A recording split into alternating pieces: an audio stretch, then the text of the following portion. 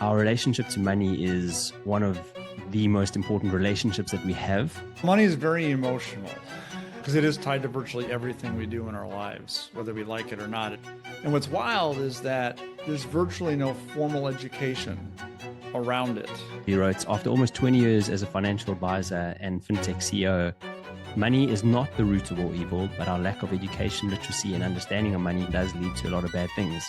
I think that our relationship to money is one of the most important relationships that we have. And you can think about it in the wrong way, where people are like showing off and being arrogant and egotistical and all these sort of things. But actually, it's a conscious thing. Our thoughts are always around money. Our decisions are often around money. And so it plays such a big part in our life, right? That we have to actually be conscious. What is our relationship to money? Is it actually serving me, or is this putting me back in life? And is it impacting me and my relationship? So what for you are the main things that you've learned around people's relationship to money? Money is very emotional because it is tied to virtually everything we do in our lives, whether we like it or not. Money is arguably the most powerful tool in the world. It's everywhere.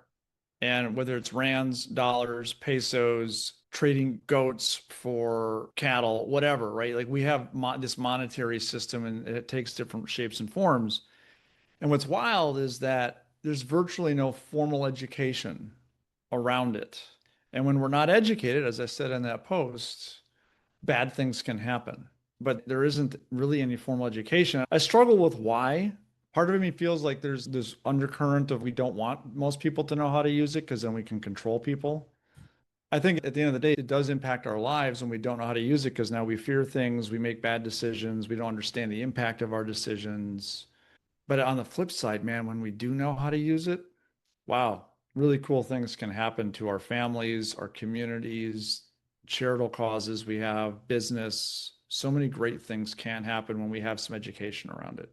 Yeah, I agree. And I wish there was like maybe a bit of education around it, because it does literally impact so many decisions that you make. And it doesn't have to be like crazy, in depth, complex stuff. Let's teach somebody, how do you save money? Like, or why do you save money? Because that is actually sort of the first step in getting yourself ahead, right? Just get into a good habit of saving a bit of cash, feeling good about it.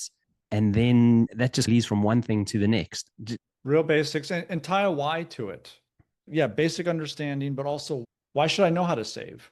And how does that help me next year and 30 years from now? As an advisor, one of the things we talk a lot about is what is the meaning behind the money? Someone might tell me, like, hey, Derek, I want to save so I can retire at 60. And a lot of advisors could say, okay, great. You need to save X dollars a month for the next 30 years to retire. And then that's it. And then the client's, okay, I guess I'll do that.